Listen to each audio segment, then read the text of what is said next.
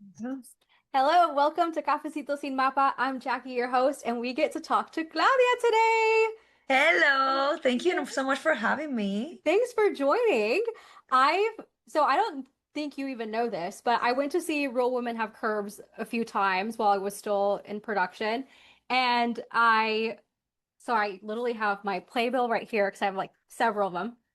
I was gonna wear my bandana because I bought it as well, I do but have one too. I got myself one because I was like, I feel like it's a trend, so now I have to get myself it one. is, and I was like, I should wear it today. But I got your signature whenever. Oh So my God, like this isn't yes. the first time we've met. I remember. No, I think I do remember you from the stage door. Do you? Yes, that's when you texted me. I was like, oh yeah, I've seen you. Aw. I will tell you, I will forget names all the time. I will forget Uh, the name of things. I would be like, I know the name of this. What's it called? Like, especially because of English and Spanish, my yeah. Spanish will kick in and sometimes it will be a mess. But I will never forget a face ever. Aw. I will be like, I know you. I've seen you I've seen somewhere. you. I can't put together right now where, but I will at some point. I love But yeah. that. Oh my gosh. Yeah. And then I got to see you guys at the green room. Oh, And nice. that's whenever I was like, I have to reach out to her because you were like just your energy on the stage, getting to hear your voice and your performance and separate from everyone else, we got to like see you as individuals on the stage. That was so cool. But I was gonna wait afterwards and like go say hi again. But I had this is so embarrassing. I've been talking to Sandra Uh-huh. a lot too, and I had been like we had been messaging and then I saw her when she walked in, so I said hi to her. So I didn't want to seem like a stalker. I didn't want her to like see me afterwards too and be like, okay, this girl is just like everywhere.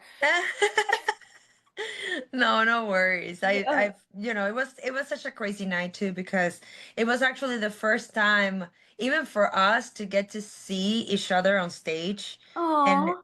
hear us singing outside of the show because, you get casted in a show and then you go straight into rehearsals and you get to meet people within the show. But getting to see everybody outside of that bubble was beautiful. I remember being Aw. sobbing like watching Mason and Shelby just singing. Yeah. I'll be like, oh my God, that's how you guys sound outside the show. It's Aw. beautiful. It was a beautiful night. It Yeah. really was. But so all that to say is I'm a big fan, so thank you so much for being here. Of course. Thank We you. can introduce you. You are Cubana, right? Were you born in Cuba? Yeah. Born and raised. Born and raised. Awesome. So Mm-hmm. we'll talk about that. Mm-hmm. But you are a major creative Mm-hmm. from art, music, directing, all of it. I All don't of think it. there's a lane you don't touch. You have a sweet tooth? You have I great. I actually don't. No. I if I have dessert or if I have something sweet, most of the times I will have it before the meal. Because Oh, it's that's when what she said. yeah, because I can enjoy it better. Because after the meal, most likely I won't, like, if I have something, I will be like, eh, or I will have to wait to have it, or Okay, most times yeah. I just won't eat anything sweet. So even I remember when I was little, my mom and she used to take me to this it was like it was called Pain de Paris in Cuba, which it was like a French kind of like bakery kind of thing. Okay. Very weird. Went down in Cuba many, many years ago. But when I was a kid, I remember being like, oh my God, this is such a beautiful place because he had all these French little sweets and like creme brulees and this and that. And they had the bouchette, which it was kind of like it was like a roll of chocolate and like something like bready thing. Ooh. And then he had chocolate on top that will melt and like it was like crispy. Oh my Ooh. God, so beautiful. And I remember every time we would be in that area of the city, if it was like lunchtime, my mom would be like, oh, let's go to Pan de Paris. And we will sit there and I will always order pizza. And while my pizza was getting ready, I will have my bouchette and I will eat it before the pizza. Before. I like Yeah. the idea. You get to like enjoy the sweet. Yeah. And then I'll have my pizza and we'll be fine. People think Yeah. that that's the craziest thing they've ever heard because that's like ruining the dessert. But I'm like, I No. don't know. I will have dessert, then my meal, and then coffee. Speaking of which, you're a huge coffee lover. I am. And Yes. you told me that your favorite is Cafecito Cubano. So Yes. I literally went out to Target yesterday to buy, I had to write it down, Café Bustelo, Yes. so I could put it in my cafetera because I already had that. And I made it this morning and I am still wired from it. I'm still drinking it now. I even have my different cup because I usually have like a jarro, like a Mexican style one. Yeah. But yeah, that was too much. But have had I don't know how many cups already. Every time I'm in a production and I go to the theater, I take my Cuban cafetera, which is like it's the water is underneath and you have the coffee in the middle and then the top it like brews up. Yes. And then I make cafecito for everybody, for the crew, for the everybody, like the cast, everybody. And it becomes a thing from when you're tired on when you have like in between shows and when we're in tech is a lifesaver because Mhm. tech, as you probably know, is the longest time that you're in the theater. And Yeah. so many hours is so exhausting because it's so slow that you end up being so tired that every once in a while after lunch you're like, I need a cafecito because then you make with the sugar, you like mix it up together and Yes. it creates that little foam, that creamy feeling that Mhm. oh my god, when you're tired it's like glory. You just like feel like enlightened after that. So in the theater I had my coffee maker in the dressing room and people will come to the dressing room all the time to hang out and have cafecito. Aw. It I was the like best time. I love that. There was a time Um, that was like I feel like I had to make like two cafeteras because so many people wanted cafe that we like I couldn't. It was just you too couldn't many keep people, so up. I had to brew twice. Oh my gosh. Okay, but it's a arm workout to Yeah, make a it's the espuma, right? Or is that what you call it? yeah, la espumita. Yeah, it is an arm workout, but it's also like it's like a technique. Like once Okay. you know, like people think that you just have to like shake it, Yeah. but what you actually have to do, I actually you just gave me an idea. Maybe I should do a tutorial for people to know how to make you un cafecito Yeah. because it's actually a technique. Is with the back of the spoon, you kind of like press the sugar down Okay. and like break the crystals basically. So Okay. when you like move it, you're like breaking the crystals and it creates with the first brew of the Oh. coffee, it Mhm. creates this like foamy cream it's just delicious thing. It's Yes. almost like fanguito. Mhm. And then when you pour the coffee, it creates like a foam and oh, it's so good. It's Yes. so good. I got that part right, but it did take me a while because I was sitting there just twirling it around.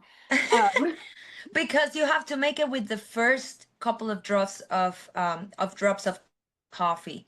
Like yes. you have to hunt it down. It's like the staring contest. When you're looking at the cafetera, making sure like you're just like because if you look, it's like the craziest thing because you're looking at it and you're like, oh, it's fine. Somebody calls you, you look away, and when you look back, it's brewing already. You're like, ah, and you have to like That pour. literally happened to me. I was waiting and I was like listening and I'm like, okay, it's almost going. And then I turned around to do something, came back and it had already started. I was like, dang it. I was supposed to get the first few drops. Now it's like a little bit more in there. But anyway, so it was great. It was delicious. I will be making it a lot more often now. So thank you for that. It's definitely for tired days. I recommend it Yes. highly. Yes. I got my airtight container so I can preserve the coffee beans and I'm set. Yes. I'm ready. But okay, so tell us how you got into your creative spirit because it stems from childhood, right? Yeah. So my mom and my dad, they're both artists. My Okay. mom, my they're both painters actually. My dad has sort of divert a little bit to more of like he's like a decorator for restaurants and that kind of things, which he uses his art, but it's more of like a craftsman. He makes like wall paint and like he does Ooh, like lamps and things that kind of like go with the same vibe. But okay. my mom is a pure painter. She's a designer. She's a writer. She has a couple of books published Oh my of gosh. poetry and narrative. So as you can imagine, I was mostly raised by my mom because my mom and my dad divorced when I was very, very little. But my mom is just an explosion of creativity. So in my house, all the time having, like I will help her with like paint and whatever. I was the one who used to stretch the canvas for her when we were Uh, still living together. uh-huh. And even when I moved out of my house, my mom would call me and be like, "Hey, I have like ran out of paint. Like, can you just come and stretch a couple of canvases for me?" And I would go and like help her with that. Oh.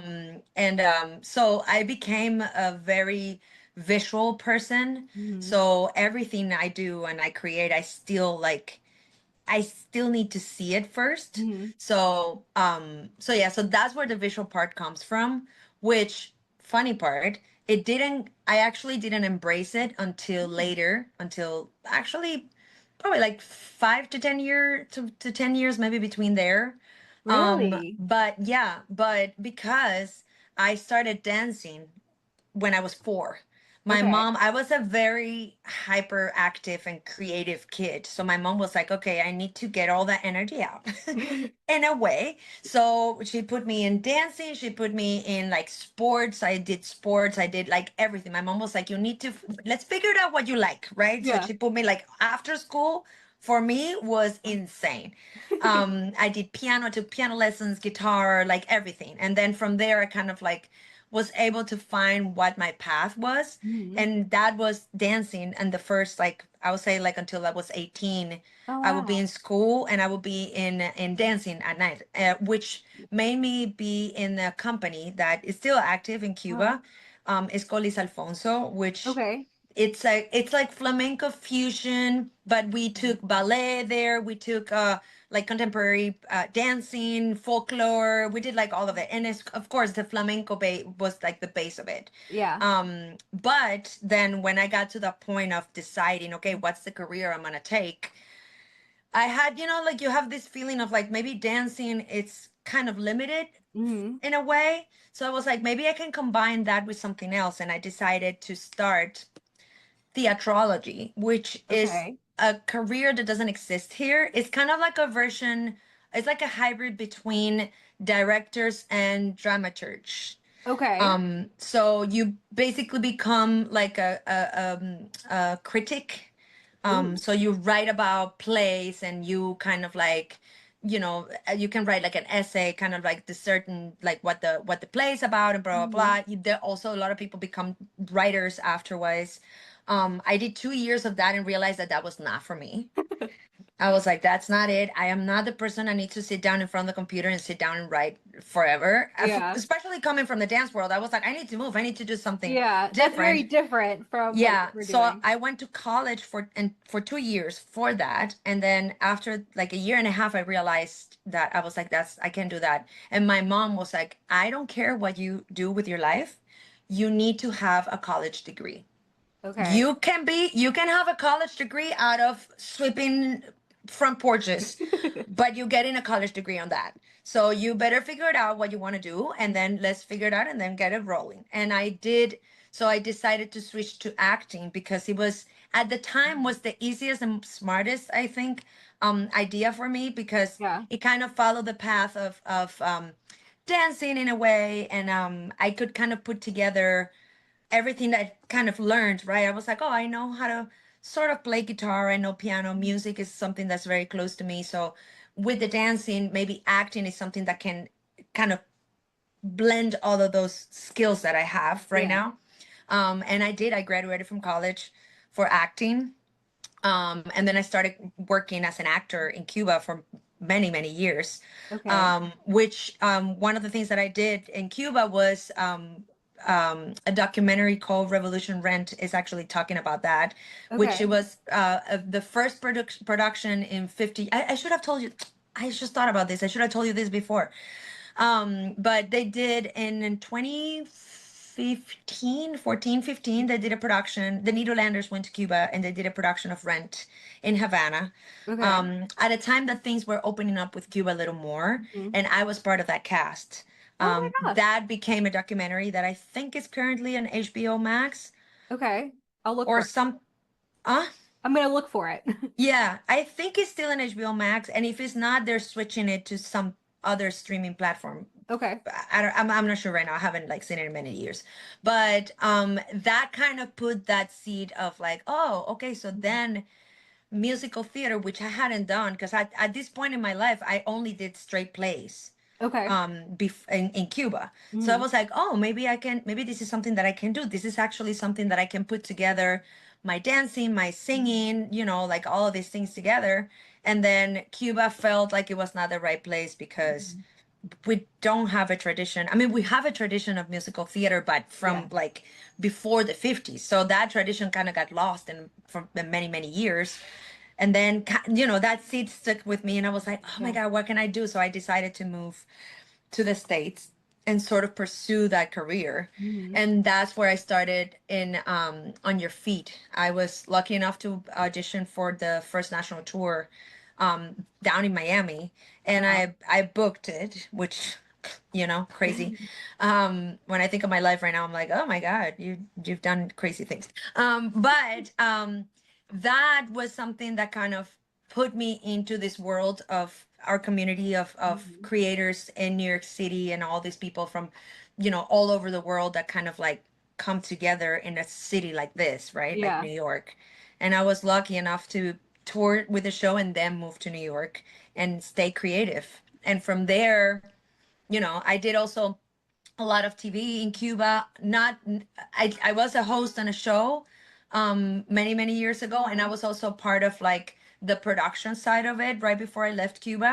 So then I had also that skill of like working with cameras and the production Yeah. side of like TV and all of this. So I've been able to be done sort of like film, Hmm. music, acting, musical theater. Like so each part kind of like play a role throughout my life, and I've Yeah. been very very lucky and blessed to be able to do a lot, and things that are not just weird in my Yeah. life. There are things that I actually feel very, very passionate about, because one of the things that I realized when I moved here is that even being a performer, I was like, the characters that I can play here are very limited. I have an accent, I have a very specific look that I can't just go in a room and pursue the musical theater dream, Hmm. pretending that I'm gonna be in like, I don't know, like Hello Dolly, Book of Mormon, like all of Yeah. this. I'm like, I don't have a role there. You know what I mean? Yeah. And even when at a certain point, I took classes for removing my accent and kind of like be a little more like malleable and try to like fit the standards of like what the Broadway audition rooms are and Yeah. all of this. The pandemic taught me that I actually did not have to do that. I was like, you know what? I I'm good if I don't perform ever again, I'm fine. I did what I needed to do and I'm okay with it, because I just can't I just didn't it didn't feel genuine for me to walk into a room Hmm. and like, look at me, I can do this. Yeah. I'm just like, I'm not, it's clearly not me in this character. And I'm trying Yeah. to force myself into a character that clearly doesn't fit for me. So that's when I then decided to step into more of a creative side within the theater Hmm. world, and I started working with directors like Luis Salgado, like um, um, I started doing readings for different shows and started that directing in a way, and as doing a lot of work as associate director and assistant director. And that's why I got to be the observer in New York with Susan Stroman, and all of this like different parts of my life that also everything I've learned kind of like applies to it. And then you're like, oh, I have all these tools, all this like visual, like, imaginary ideas of how can I put together that in a room and how to make it happen, because Right. I have been in the performer side, Hmm. so I can understand how the theater part works. So then it's easier for me to put like help actors how to like reach a certain character or like a certain intention of like visually how does this Hmm. look, all these things kind of like make sense. So for the last 3 4 years, that's what I've been pursuing more, is the director side of Yeah. it. But yeah, and then Real Women Have Curves kind of came out of nowhere, because I had no surgery from On Your Feet, and I've been doing readings at this point, Hmm. just as like helping, right? He was Okay. like, oh yeah, I have a new script, Yeah. like, would you read for me just a character? But I'll be like, oh yeah, of course. And then I never imagined that I would be actually auditioning for a Actually. role, because he was like, I have a role that I think you might fit in, so I would love for you to audition. And I was like, okay, I'll do it. And then here I am today. I'm like crazy. So sorry for the story. It's just like No, very I long story, loved but that's it. kind of like my journey with all Yeah. of these things that I do, that it kind of makes sense. Sometimes it doesn't because we Yeah. do a lot, but not really. No, it seems like you have a really rounded understanding about the art and directing, being on all sides of it, that Hmm. you most people don't have that insight, right? They kind of like pick a lane and that's what they specialize. But Hmm. I kind of like you, I love seeing the bigger picture. I want to know how everything functions, Hmm. because I think that makes me better in whatever it is that I'm doing. I work in Hmm. corporate America, but still doing that, I like being nosy and like Hmm. finding little pieces, Yeah, of course. to just paint the picture in my brain because I'm also kind of visual in that Yeah. sense. But you And said, I think it's necessary today, with the yeah. world of TikTok and Instagram and all of these things. We're so blasted with information every day that it kind of like forces you to be that person that sees the bigger picture, like even creating content for Instagram. And how do you do it? How do you shoot it? Like, we Mhm. are all our own filmmakers, producers, sound designers, like all of these things. Like, I've learned how to edit, like work in DaVinci, which is the editing program that I usually use, Huh. because of Instagram. Because I started doing, during the pandemic, I started doing little videos for people, and then I learned how to work in DaVinci. As soon as, I'm editing my own my own film Mhm. documentary that, a couple of years ago that I did. And like from there, actually making money editing professionally. You know what I mean? Yeah, Because I was like, I need to get better. So I started taking courses here and there, and I actually learned how to work it. But it forces you, because of the circumstances of the life that we're living today. So that's true. it's not a bad thing to have. I don't think so. Yeah. You said something earlier. So you said it was during the pandemic that you realized you didn't need to conform to being able to play every role. Mm-hmm. Yep. What was it about, or what happened during the pandemic that kind of let you?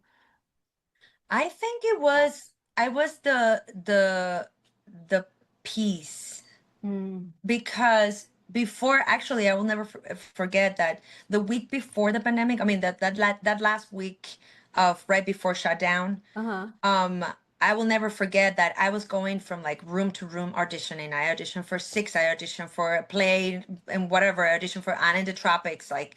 And then I remember hearing about the pandemic and everybody was kind of freaking out in the world, but I was like, oh, maybe like New York was just fine. So I was like, Yeah. oh, who knows? It's like the flu, right? And the thing that hit was an audition, a callback that I had, that the director was over Skype. And I Mm. was like, oh, because she was sick. And they were like, oh, no, she can be in the room because she's sick and whatever.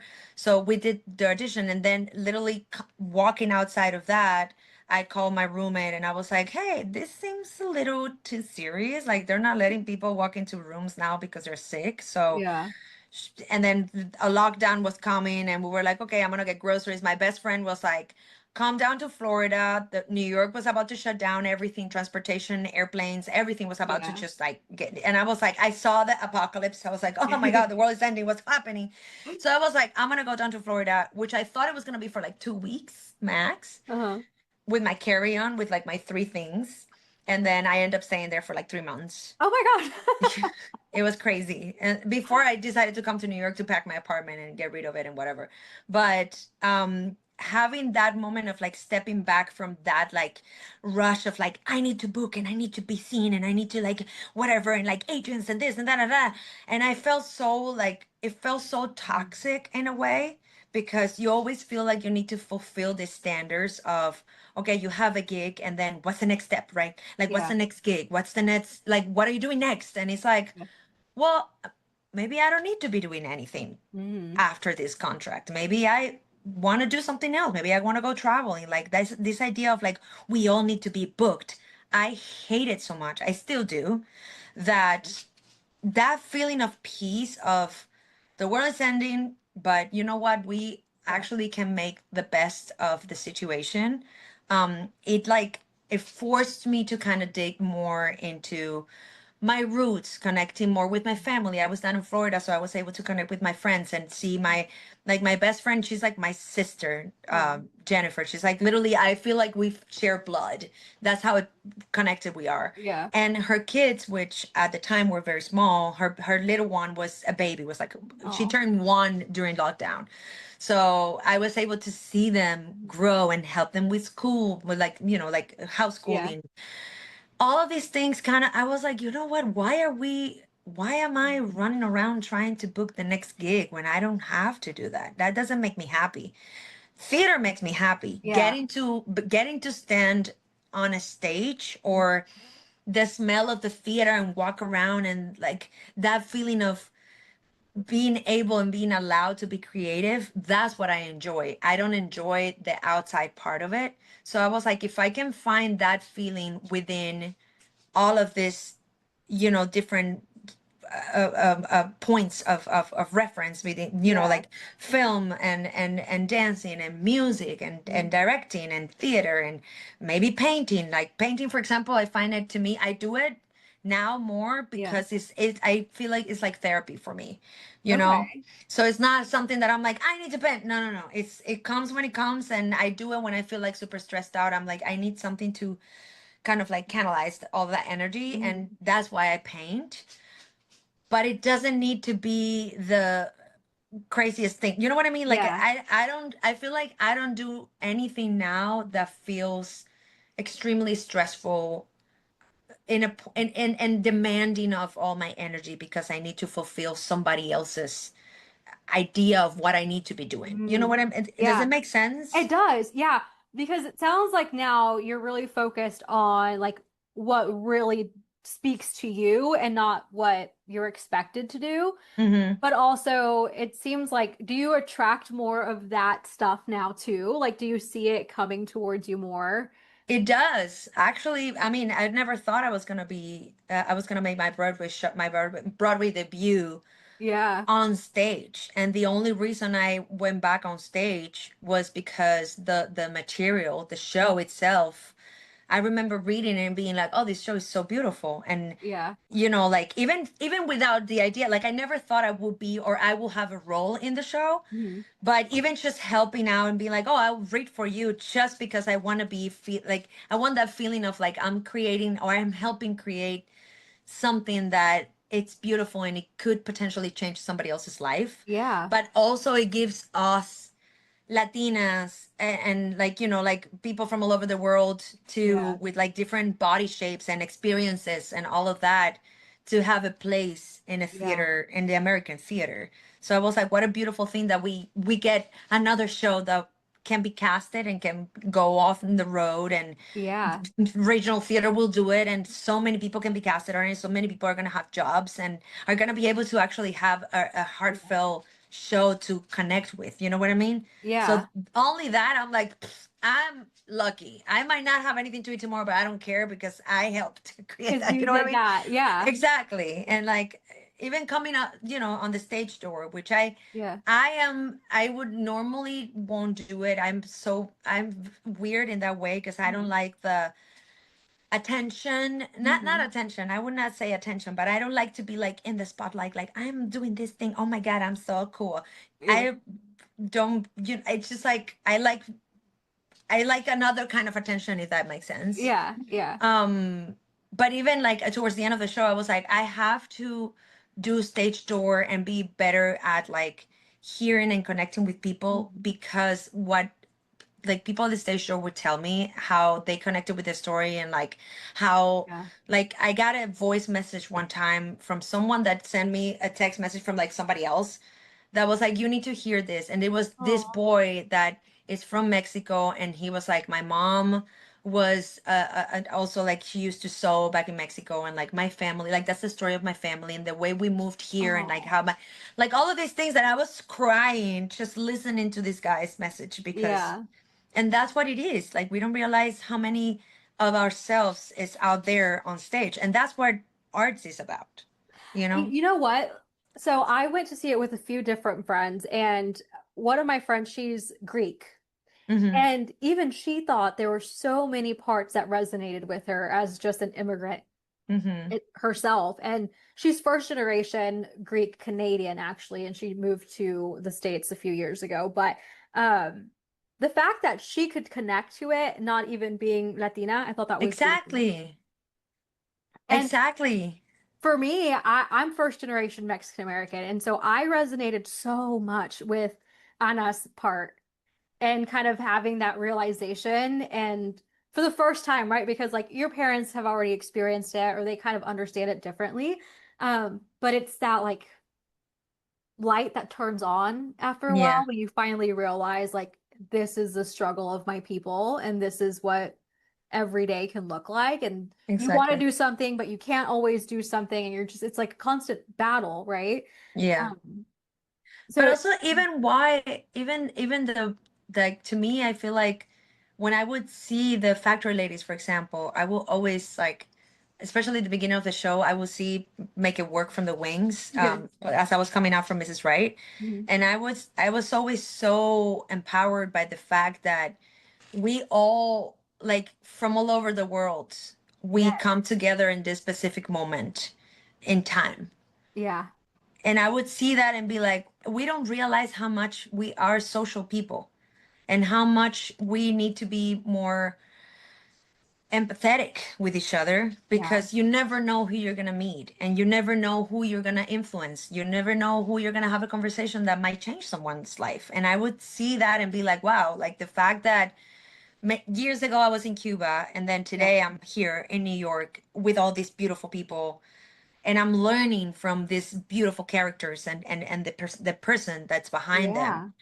That's so beautiful, and that can happen at any time with anybody. Like who knows, Yeah. 10 years from now who you're going to be learning from, you know? That's true. um and it's, sometimes we forget that. Sometimes we go through life like, again, like worried about work and money and this and rent and then and like Yeah. all of these factors, and this person did this to me and this person talked to me this way, and it's Mhm. like, but we are bigger than that. Like if you think about it, we're such a small thing in the universe Yeah. that when you see the bigger picture and you realize that we're literally like little ants just working, you know what I mean? Like those Yeah. videos that you see on Instagram of like the little Yeah. I'm like, that's where like, if it exists some other entity that's bigger than us, that's what they see. That's the space. And Yeah. here we are thinking about like, oh my god, this thing, like I hate it, and it's like your entire your entire humanity goes towards that thing. And I'm Yeah. like, I feel like we could be a little more humble with each other if we understand that we're part of a bigger entity, Yeah. thing, energetically speaking, that it functions. It's a whole big universe of people that Yeah. are cohabitating together, And and that's that's what something theater that is. you try to capture in your art, yourself, in your paintings, right? I was looking at your Literally. website and I was like, you're just talking about that. I was like, that's literally what you paint. Yeah. Um, Yes, literally I paint. I my inspiration is actually like the like nebula like mhm. images, um for two reasons. One of them, because the nature of the technique that I use Mhm. is that I start with a whatever plain background. Most of the times it's black because I paint universes, Mhm. but I like to see how the colors and the water and the liquids and textures kind of Yeah. like, I work a lot with like liquids. So the water and how it falls, like gravity kind of does its own thing. So I just put Oh, them together and let them dry. And then whatever they decide to sit, that's what I like. Then I come with like a brush, and then I highlight and like do contrast and whatever, like, spray paint or whatever. Like I yeah. just take it from there. But at the same time, it's that idea of, by painting nebulas or whatever, stars or Yeah. dust universe, whatever you want to call it, I feel like I try to, and this is something I do for myself, Mhm. and hopefully other people also feel it that way. But I feel it's that sense of like, if you look from afar and if you, instead of looking down, you look up, Mhm. we don't know what's out there, and we don't know how big it is. We have no Yeah. idea how big it is.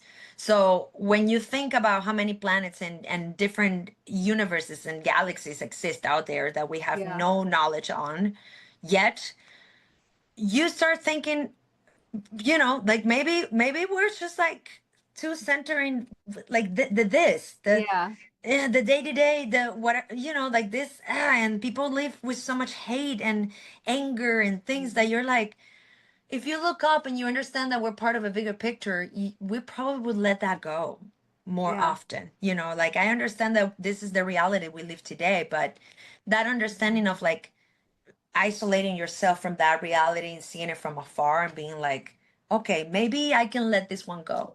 Maybe I Yeah. don't have to be so annoyed about this specific situation. There's bigger things that are happening in the world that Yeah. we should be Should be. worried Yeah. about. Yeah. But maybe this is not right now. We can just Mhm. drop this. It's just I'm not gonna be annoyed with you. You know what I mean? Like these Yeah. little things, kind of like, and hopefully my art. What I seek with my art is that somebody sees it and they, just take a breath and be like, oh, okay, well, there's so much that I Yeah. can be thinking about right now that is not, Well, and you know. like the more you look at it, the more you see different little things Mm-hmm. within the painting, right?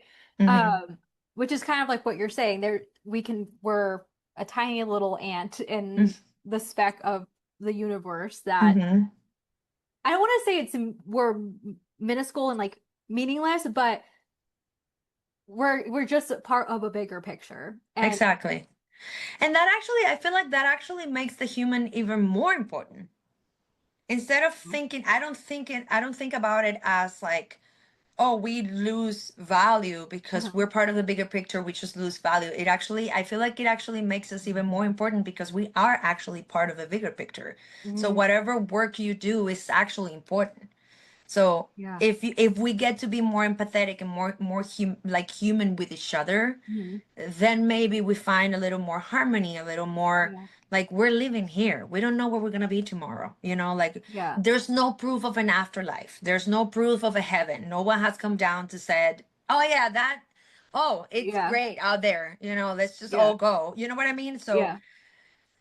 and it's just so many layers to that. Like, don't take it so literal. No, But yeah. what I mean is like it's like we should be a little more empathetic with each other, and we should be a little Absolutely. more humble, in a way. Yeah. No, noble. How did like the translation? I don't know Yeah. what to say. Noble, but I like like if we're a little more noble with each other, I Yeah. feel like it will be. I feel like we will be happier, to be honest.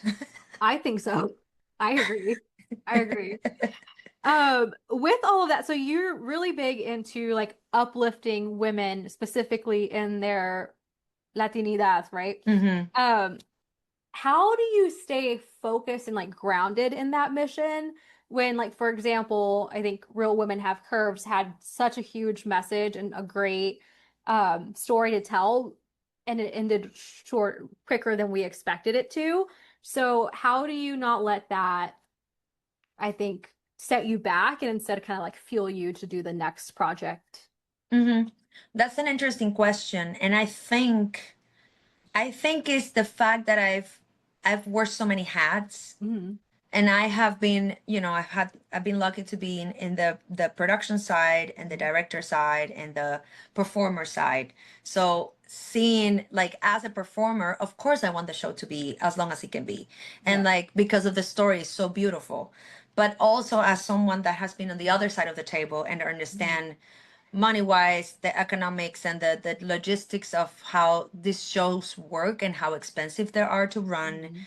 and how like the strategy behind it, and like this now the possibility of going out on tour, Yeah. and maybe regional theater will do it at some point, and all these things.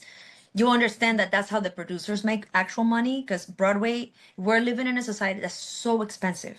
New York City theater rentals, running shows like these are so extremely expensive that if you don't get a sold out house every single night, you're losing money. Mhm. So for someone that, like our producers that were like, oh, we want to make this amazing show, but unfortunately, I will have to say, unfortunately, I don't think we found maybe the like how to be out there in a Mhm. stronger way to make people actually come see the show, Yeah. because it's not a show like the movie was, like it's not like based on like a super famous movie, Right. or it's not, like there's so many factors that are not necessarily like helpful to it, Yeah. you know like it didn't have a run in New York, so people didn't really know what the show was about before. Yeah. So it took a second. I feel like it took a little bit for people to actually realize. I never heard anybody saying negative things about the show. Yeah.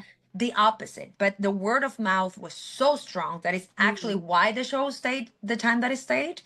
But the reality is that it's very expensive. It's a big Yeah. cast production. Like imagine salaries for 100 and so people Wow. every night, Yeah. which like, and then the theater, there will be days and days that might like it was not full. Like we will see like the balcony of the mezzanine, like it will have like big chunks of empty seats Mhm.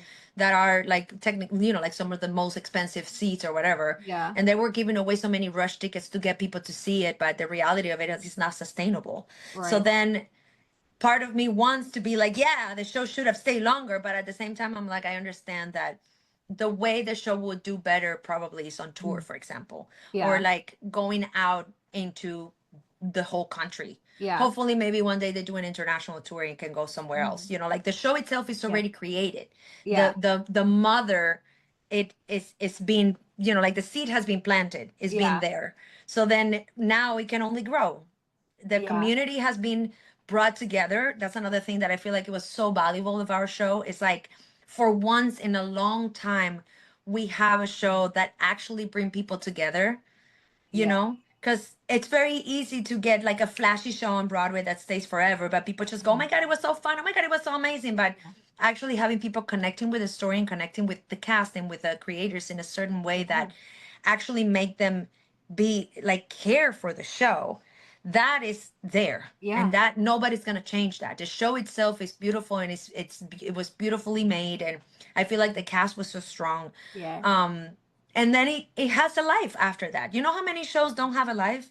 They open, they spend all that money, they create, it's beautiful, blah, blah, blah, and then within a week or two after opening, Mhm. they just don't go anywhere. Or Yeah. some other shows run for like a couple months, and they're like New York, for example. Yeah. If they were thinking about doing a tour, and then because of the life that he had, and like because the show was so big, taking it on tour, it probably never made sense for them to Yeah. do. So the fact that the show, and I was telling this to Sergio, I remember on closing night, because he was very emotional that day, and I was like, Yeah. you should feel proud of yourself because you created a show that it has a life outside of these walls.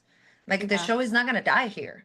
It will go on. It will go on tour. People will still see it. Like it might go to, like people whoever came from other parts of the country, they will be able to see it when it goes to like LA, for example, or Yeah. Boston. I don't know, whoever, wherever it goes. Yeah. And that's the beautiful part of it. Like the story will be told outside Mhm. of Broadway, and Broadway is like, the biggest thing that people, oh, Yeah. everybody wants to go to Broadway, but there is theater and there is arts Yeah. outside of Broadway. So that's what I take. I'm like, it did what it needed to do. Mhm. And from now on, it can only grow. So, Yeah. I love that. That's such a good perspective on just anything, honestly, is that the seeds planted, you got to see like the potential and you not just the potential, but really, like you said, the community and people connecting to it and almost feeling like a part of the show itself.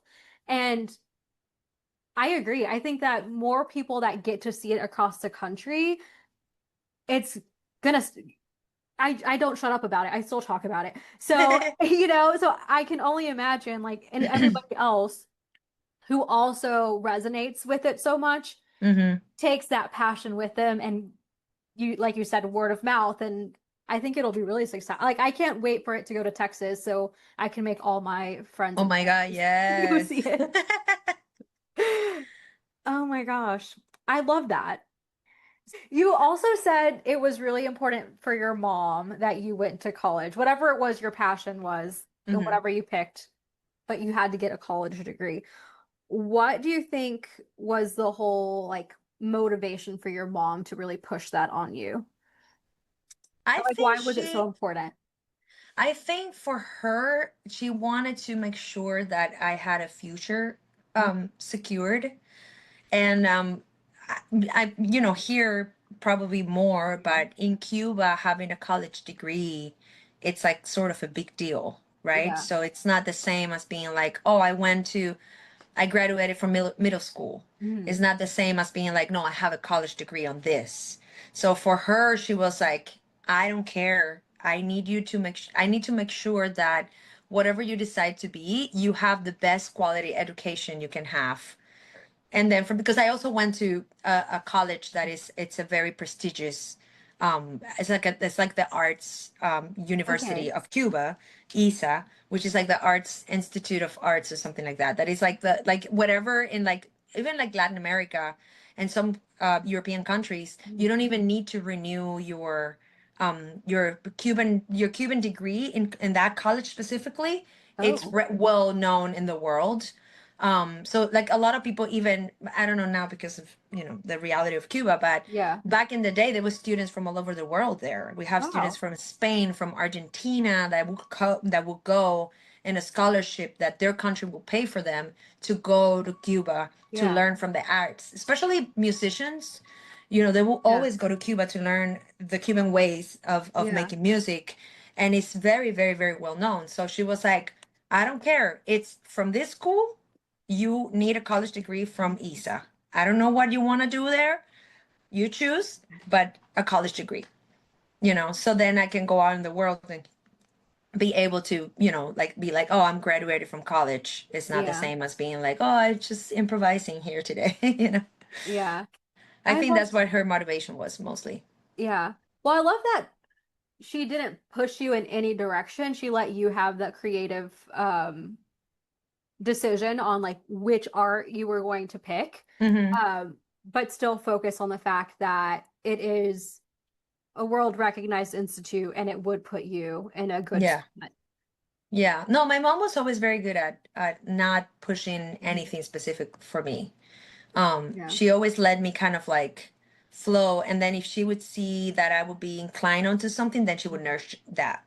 Yeah. She would be like, oh, like I remember, I I was at somebody's house and they had a piano, and I started kind of like playing around with it, and I was like so fascinated by piano Uh-huh. that I went back home, and my mom, like, I feel like it was like within a week my mom bought me a piano. It was so out of tune, like it was like an upright piano, Oh, and it uh-huh. was so out of tune. It was from like some other like old person's house that she was like, I'm gonna buy it from you, and she bought it and Oh, brought it home. And then she bought me like a keyboard, like a small one, so I could have the two options. And she was like, pay me for piano lessons. She was like, would you like to learn piano? I'll be like, I would love to. And she was like, okay, let's go. And she like kind of like nurtured that. And then the same with guitar, because the piano was a little hard in a way for me to uh-huh. like read and all that. So she was like, what about you learn guitar so then you can have both? Because they kind of like complement each other. So you Yeah. can, it's like guitar is a little more fun because then you can like I remember having parties when I was a teenager and like having my friends over and like singing with a guitar and Oh, like blah blah blah. And she was like, okay, you can do both in a way. So yeah. it always was because I like kind of like moved towards that, Mhm. and then she would clock it and be like, oh, she likes that, so let's maybe nurture that. Yeah. That's what she did. I She's very love good at that. it.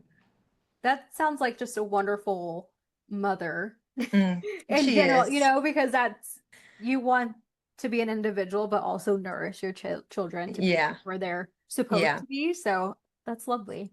She is. She's a very, very creative, beautiful human that also it was just me and her, most of my childhood. Yeah. So she was always very like sure that our connection was very strong. Hmm. So I felt like she always wanted to tell, like, like I remember her telling me, like, you have to see me as your friend. I'm not your mother. Like, don't think of me like I'm your mother because I'm doing this. She was like, I Yeah. want you to come to me and tell me things. Like, Hmm. I'm here to help you, to provide for you. So, like, Yeah. if you tell me what you need, I'll be able to help you out. And I don't want you to just go out in the wall and on the world finding out things for yourself and like, Yeah. like falling and then stepping, like learning from like people that you don't know what their intentions are or any of that. Yeah. She was like, always come to me, talk to me, and I will help you as much as I can. And I feel like that also kind of like develop our connection a little more. Yeah. So yeah, she was really good at like making sure that I trust her in Yeah. that way. Hmm. And So kind of shifting gears here because I don't know why it came up to my mind. Uh, being a Latina and being in the arts, did you have someone that you like looked up to in like the TV or just like in the actors world?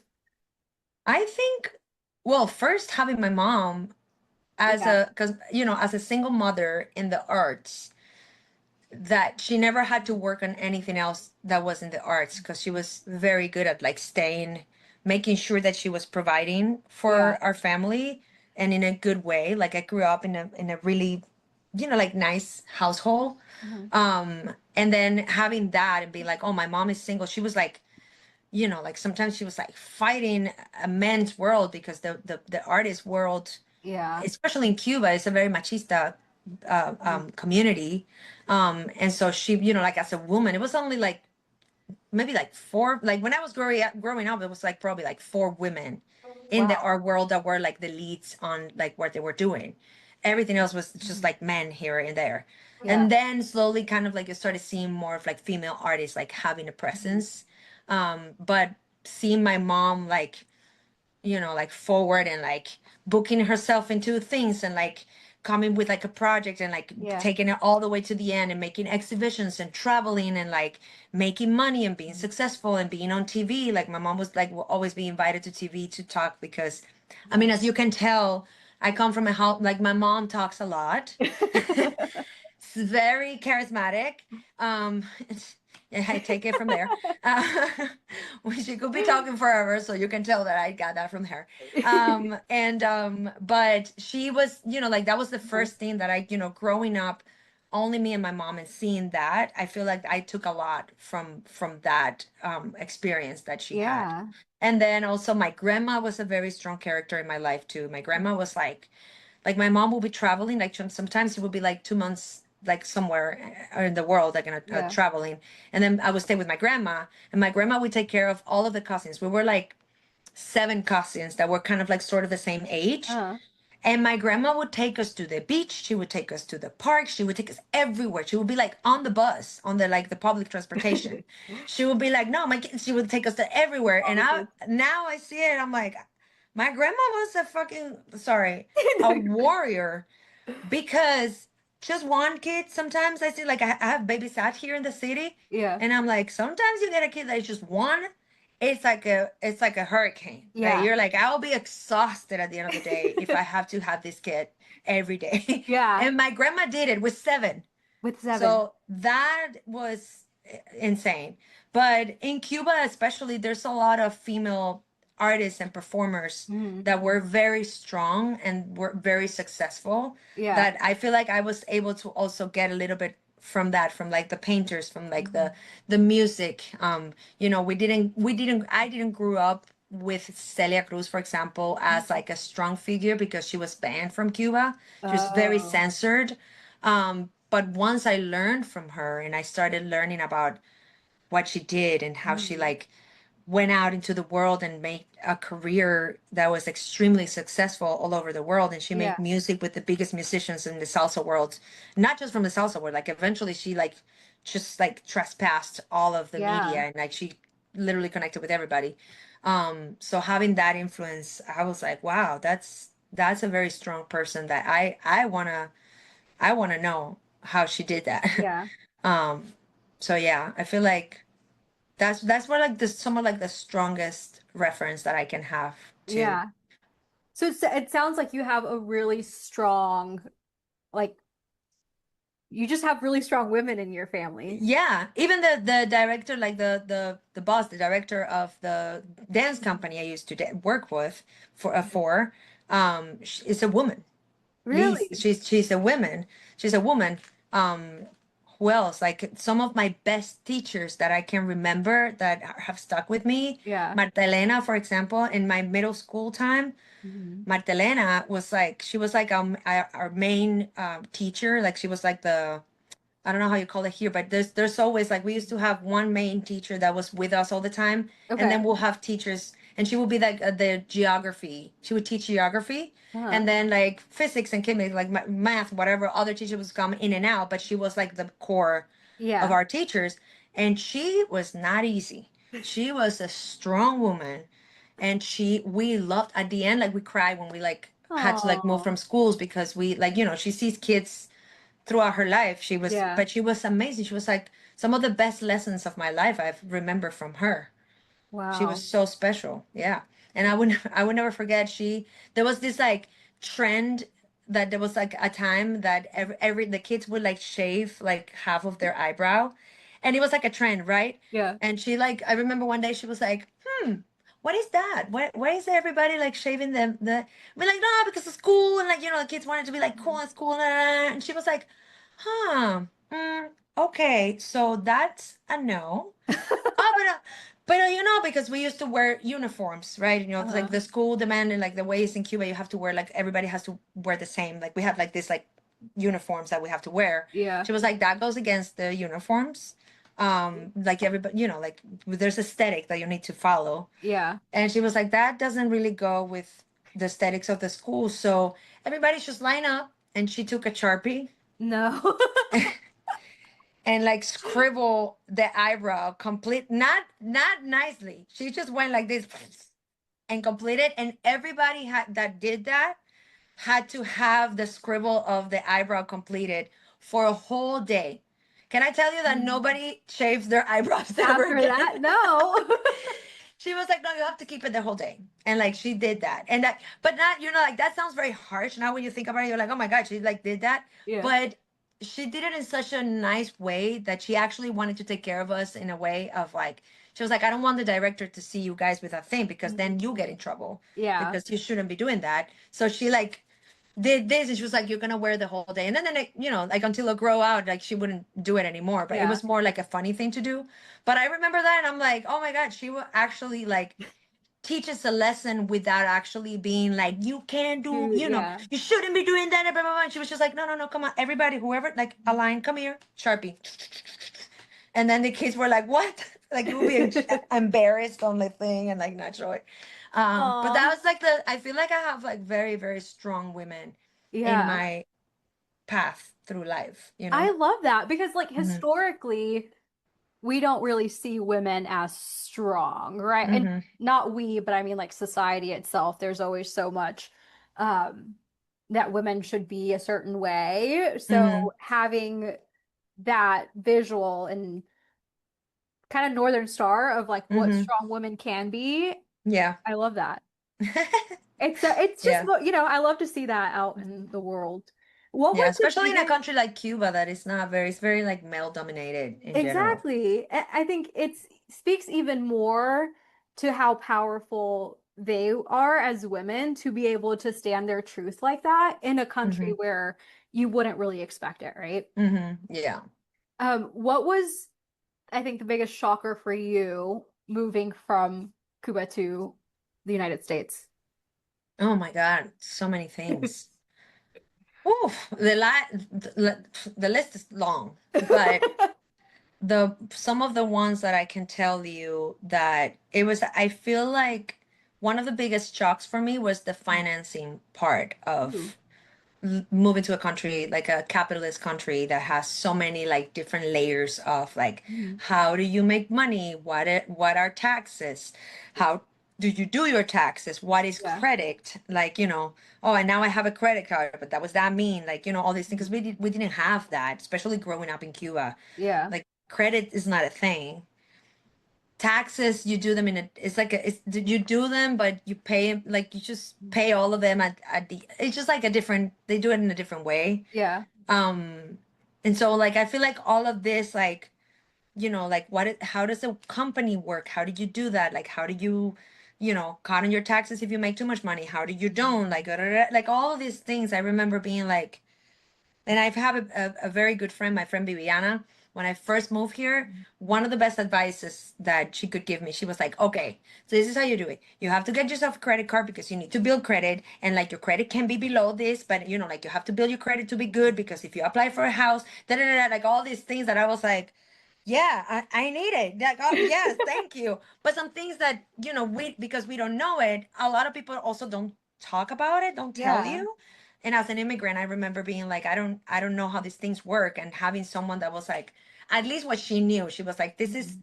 this is how you should do it. Because she came a little before me. Uh-huh. Um, So I remember that as something that I was like, oh, I need to learn now how to like be smart about my finances. What is it Yeah. like? How do you invest in stocks and this and like, like how do you like it's just like a lot of information Yeah. at once. And it's something, like still it's something that I feel like I still learn a lot every Yeah. day.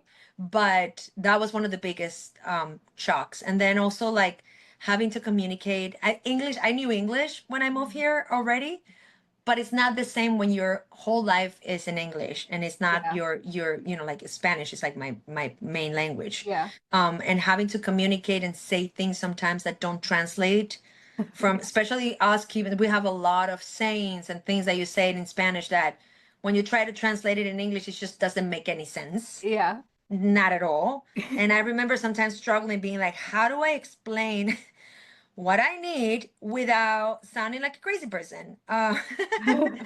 That was, and then also, adapting to, especially for the as a performer, adapting to the ways of the musical theater community, Mm. like how do you, because I came from a very, again, very different community. Like in Yeah. Cuba, I used to, like the way it works is like you work for a theater company.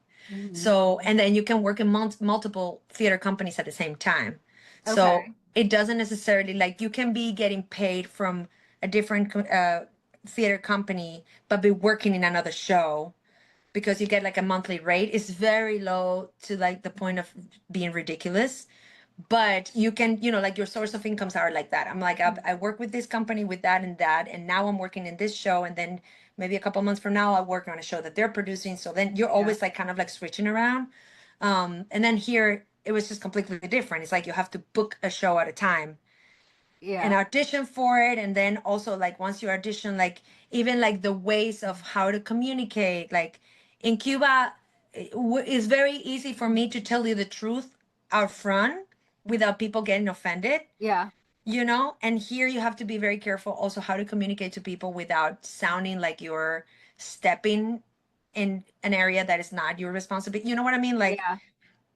people are very sensitive too in a different way here. So like, how do I say something Yeah. also that it kind of like lands and gets the message across without also offending someone or sounding a specific Yeah. way, like I just got here, but also I kind of like want to make people feel like I belong and I blend Right. in and I'm not like just a stranger in this world. You know what I mean? And Yeah. like I remember, especially at the beginning, like me, like being very observant Mm. of everything and people's ways and people's manners and Yeah. personalities and how to say, like exactly Yeah. like how to, oh, when you get to the theater, what's the first thing you do? What is like, like everybody has a role. You cannot step in anybody else's shoes and like all of these things. Like I remember like learning so much. I was like, oh my God, like especially being out on tour and touring and knowing the country, you go to so many different houses and so many Yeah. different, like the West Coast is completely different from the East Coast in a Yeah. way because they have a different way of like time wise how things work and how it's like maybe a little bit more like a slow pace. New Yeah. York is like Yeah. you don't stop. You have to be always like there's like we need to like manage the time perfectly. Like 5 minutes or make a difference, kind of Yeah. thing. So yeah, that's where like the things that I can think about right now Mm. that kind of like were the hardest or strongest things for me to learn when I Yeah. moved here. That's interesting because I feel like I don't ever think about all those things, like Exactly. because my parents immigrated here, but I've never even had those conversations on like who taught you what a credit card was? Like Mm-hmm. how'd you learn all the steps on how to conform and live Mm-hmm. the Exactly. American life, right? That's Exactly. interesting. I feel like they should give you a binder with like, here's your starters pack. I actually one of the things that I'm working this year is in my I'm starting, well, I don't even know if I can start it anymore, a nonprofit because of the nature of our political environment. Yeah. But I do have a project that I want to like launch this year, and it's precisely about that with our Cuban community because I have so many friends that have gotten here throughout the years that have kind of you have to go through it Hmm. all at once, like wow, and you learn from friends from this and this and this, and Yeah. I'm creating a space where especially performers and people that work in the arts can find resources and can find like, like maybe you can take a class on finances and how to Yeah. start up your economy and like set it up so you don't get in debt and so you don't end up like not paying taxes for 3 years and then getting in trouble, Yeah. like all of these little things that nobody tells you,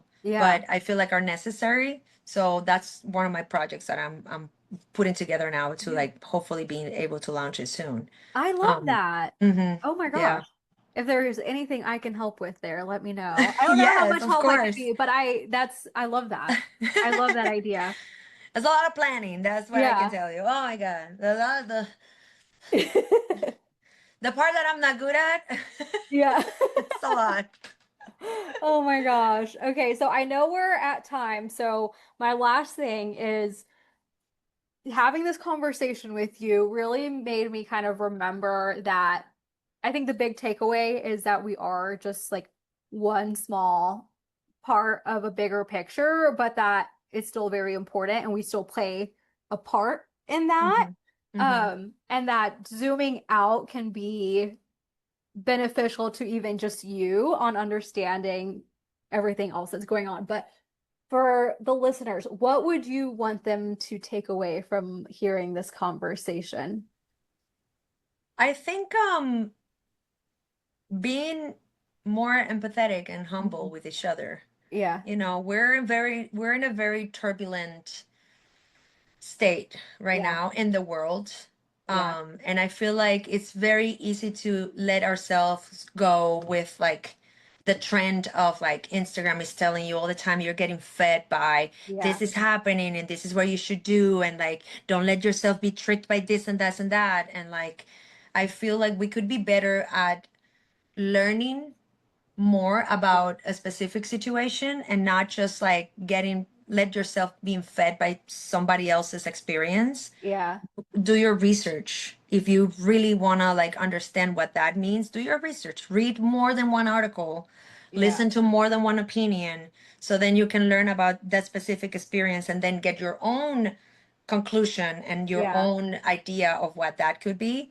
And then also like be more empathetic with the other, mhm, because you never know what the other person's going through. You never know why the other person is reacting a specific way at yeah, that specific time. That doesn't make them mean, that doesn't make them a bad person. They might be going through something that you don't mhm, know, and then just give them the room of mhm. making a mistake. That person Yeah, might have made a mistake, but give them that space of being like, did you make a mistake or you're just a piece of shit? You know what I mean? Like, yeah, and then you can like be like, oh, maybe you are a yeah, bad person. And then you can, again, like step out or whatever. yeah. But like, don't But give them the chance just to don't kind of, hate each other so much. I feel like yeah, like people are just like hating on each other so much, so often that it's yeah, exhausting. And I feel like we're going more towards that each day. And I feel like it's a good moment to like maybe step back yeah, and be like more humble, more empathetic, and take our time when you're making a yeah, decision. Because sometimes our decisions can be, hurtful to other people. yeah, And like, I mean, I'm like talking very wide, which it yeah. can be applied to so many different Anything. ways. Yeah, Like, but I feel like that overall, I feel like that's something that I try to do. Sometimes we fail. That's another thing yeah, that's also something to think about. We're not perfect, and we're yeah, not like, like we're not gonna go around the world being like, I'm perfect. I'm yeah, so, whatever with people. Oh my God, I'm so good. No, that's not it. Also, yeah, people sometimes don't have to like each other. That's also fine. Some people vibe, some people don't. yeah, And we have to be also acknowledge we have to acknowledge that also in a way. And so when you see fire somewhere, mm, don't just you just hate on the situation. Just be yeah, like, maybe that's not for me, yeah, or I don't know, like just again, like be more yeah, empathetic in a way. yeah. I I feel like love we that. could we could avoid a lot of confrontation if we understand that there's a world for everything, there's a room for everything, and Yeah, everybody have their own opinions, and it's also okay to have your own opinions, but don't just like marry to that opinion. do your research. You might be changed. Like Yeah. one of the beautiful things that I love about Real Women is that whoever came with whatever idea of what their personal experience was, what they know about the immigrant experience, women, like all of these things that the show touches. Yeah. I Part of me wants to believe that everybody that came to the theater left changed in a way, whether it's Absolutely. by like being embracing more their culture, or maybe embracing more people that they know that they maybe underestimated many times, and now they're like, oh wow, maybe I should be a little more, approach this Yeah. person a little more, like whatever that Mhm. was. I feel like that was the bigger message of the show. For And sure. it's good. I think like it's good for people to also walk around not just being selfish, but understanding that other things can happen. So like Yeah. be just aware of that and be open to receive it. I love that. Sorry, I feel like that was very wide, but No, it was, but it also just made me remember that, like, back to Real Women Have Curves, the fact that there were so many different types of Latinas up there, all shapes and sizes, all different colors, all very different, kind of also reinforced that we have similar stories in a way, but they're all very unique, but we can hmm still exist together. exactly. And I feel like a lot of the times women specifically get pinned to each other, or for you to get ahead, you kind of have to bring that other person down. And that's hmm not what I saw at No. all in Real Women Have Curves. It seemed like everyone was really supportive of each other and embracing each other and their stories and their backgrounds, and just truly, I think, being humble and learning from each other. And I thought that hmm was beautiful too. So I love that Exactly. message. Well, thank you so much for talking to me. Thank you. Thank you for inviting me. Oh my God, I of course. love talking, as you can tell. So do I. So I was like, I need to keep t track of the time because we'll sit here all night. And I told you I'm wired from the coffee, so I can go on forever. I just run on coffee, so I'm good. It's my Yeah. natural state.